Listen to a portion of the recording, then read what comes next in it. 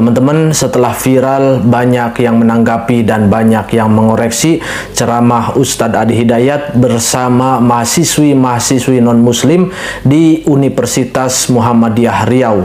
Akhirnya Ustadz Adi Hidayat ini membuat sebuah video untuk mengklarifikasi atau menanggapi viralnya video tersebut. Langsung saja kita simak bersama-sama videonya. Setelah itu kita reaksi.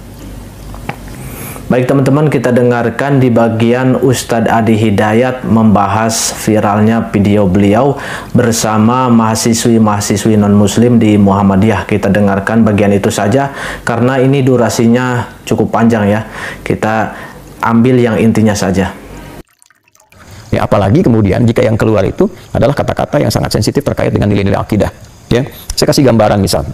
Ada beberapa framing yang saya perhatikan dan sampai beritanya bahkan sejak saya berada di Madinah. Ya, tentang satu tausiah kita, lebih tepatnya tentang ceramah yang kami sampaikan dalam orientasi mahasiswa baru yang ada di Universitas Muhammadiyah Riau, yaitu gabungan. Dan itu universitas bukan hanya untuk orang Islam, non-muslimnya juga ada, kan? Ada orang Kristen, ada yang Katolik, ada yang lain-lain dan sebagainya. Dan cukup banyak.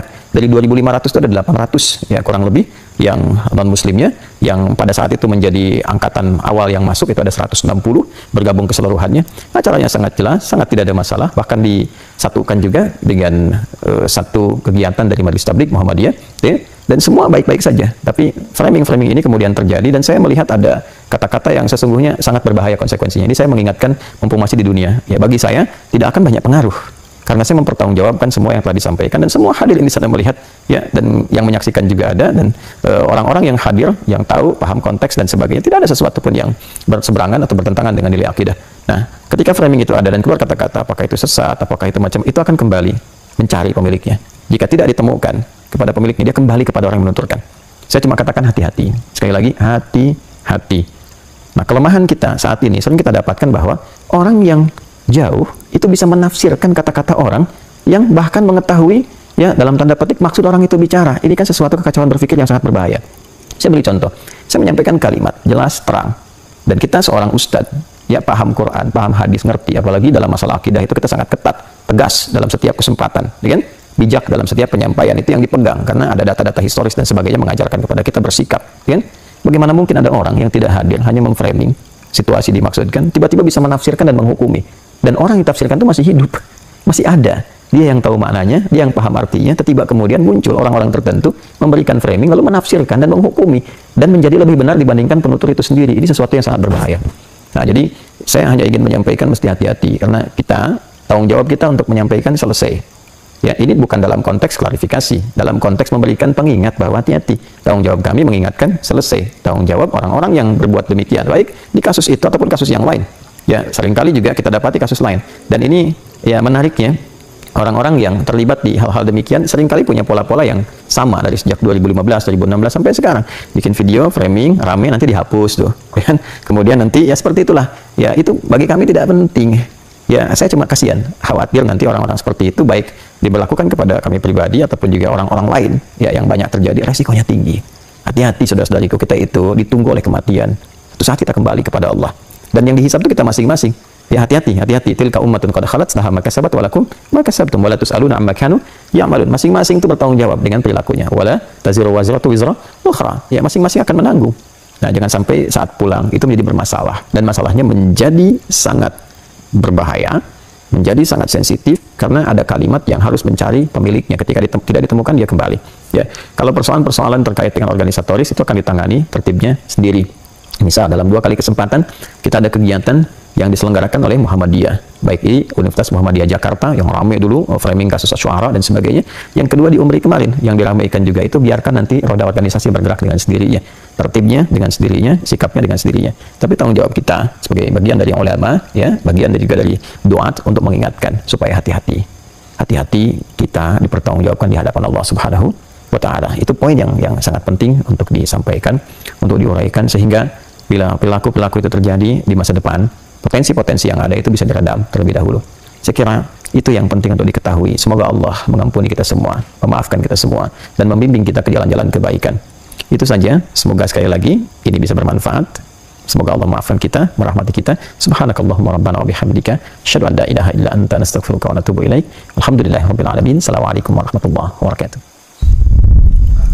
Baik teman-teman, sudah kita simak dan kita dengarkan bersama-sama apa yang disampaikan oleh Ustadz Adi Hidayat tadi. Jadi memang apa yang disampaikan oleh Ustadz Adi Hidayat tadi itu belum cukup mengobati rasa kekecewaan orang-orang Islam kepada Ustadz Adi Hidayat. Karena dari sepanjang video Ustadz Adi Hidayat yang menanggapi viralnya ceramah Ustadz Adi Hidayat bersama non-muslim di Universitas Muhammadiyah itu, tidak ada satu kalimat pun yang Ustadz Adi Hidayat mengatakan atau menyampaikan permintaan maaf kepada umat Islam terkait Ustadz Adi Hidayat ini memiripkan salah satu ayat di dalam surat Maryam dengan ayat yang ada di dalam kitab suci non-muslim. Yohanes 3 ayat 16, beginilah bunyi firman Tuhan, karena begitu besar kasih Allah akan dunia ini, maka ia mengaruniakan anaknya yang tunggal, supaya orang yang percaya kepadanya tidak binasa, melainkan beroleh hidup yang kekal. Amin. Baik, terima kasih. Nah, yang orang Islam tahu nggak ayat Quran terkait dengan Isa atau Yesus Kristus? Qala inni abdullahi ataniyal kitaba waja'alani mubarakan ainama wa awsani bis shalah. Tuhan telah mengutus aku untuk menjadi penyebar risalah yang terbaik dan membawa berkah kepada siapapun yang aku ajarkan. Mirip ya? Oke. Nah, inilah yang dituntut oleh umat Islam. Kenapa ayat ke-30 yang ada di surat Maryam itu dimiripkan dengan ayat yang ada di dalam kitab suci non-muslim? Maka dari itu, karena tidak adanya permintaan maaf dari Ustadz Adi Hidayat ini, akhirnya orang-orang Islam, para netizen yang beragama Islam, akhirnya meluapkan rasa kekecewaannya di kolom komentar yang Ustadz Adi Hidayat menanggapi viralnya video tersebut bersama mahasiswi-mahasiswi non-muslim. Coba kita bacakan komentar-komentarnya yang disampaikan oleh para netizen, khususnya netizen yang beragama Islam. Kita bacakan komentar yang paling atas. Masya Allah, beliau adalah manusia yang lurus, mengakui bahwa beliau manusia biasa yang bisa tergelincir dalam kesalahan. Beliau tidak mencari pembenaran atas yang beliau sampaikan, dan tatkala salah beliau mengakui kesalahannya dan meminta maaf, karena beliau adalah orang yang benar-benar ikhlas. Semoga Allah selalu menjagamu, Ustadz Khalid Basalamah. Nah, dari sini pun umat muslim, netizen muslim menyindir Ustadz Adi Hidayat. Ternyata ungkapan atau komentar yang tadi saya bacakan di atas adalah untuk Ustadz Khalid Basalamah. Kemudian komentar di bawahnya, astagfirullah, saya orang awam pun menilai ini bukanlah jawaban yang diinginkan umat Islam. Banyak umat Nasrani yang pada akhirnya merasa dibenarkan. Semoga Allah tetapkan iman Islam untuk kita semua, amin. Nah, jadi seperti itu teman-teman komentarnya. Kemudian di bawahnya lagi, Syekh Ibnu Bas berkata, kebanyakan orang yang cerdas terkadang menjadi zindik, munafik, disebabkan kecerdasannya. Ia merendahkan manusia dan memandang orang lain itu tidak ada apa-apanya, maka ia pun tersesat dan binasa.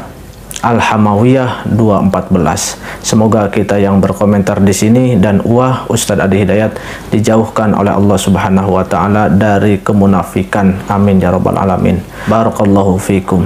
Kemudian komentar di bawahnya lagi, sebagai perbandingan, Ustadz Khalid Basalamah beberapa kali minta maaf secara terbuka atas kekeliruan ucapan dan pendapat beliau, dan itu tidak menjadikan beliau menjadi rendah ataupun terhina.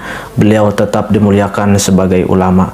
Bukankah lebih baik mengakui kesalahan dan meminta maaf di dunia daripada mempertanggungjawabkannya di akhirat nanti? Jadi seperti itu teman-teman, komentarnya banyak sekali yang masih tetap menuntut Ustadz Adi Hidayat ini agar meminta maaf, sehingga para netizen yang beragama Islam ini membanding-bandingkannya dengan Ustadz Khalid Basalamah. Kemudian ada yang meluapkan rasa kekecewaannya, ada juga yang menasehati dengan mengutip perkataan Syekh Ibnu bin Bas yang sudah kita bacakan tadi komentarnya, dan banyak sekali komentar-komentar kalau kita baca ke bawahnya.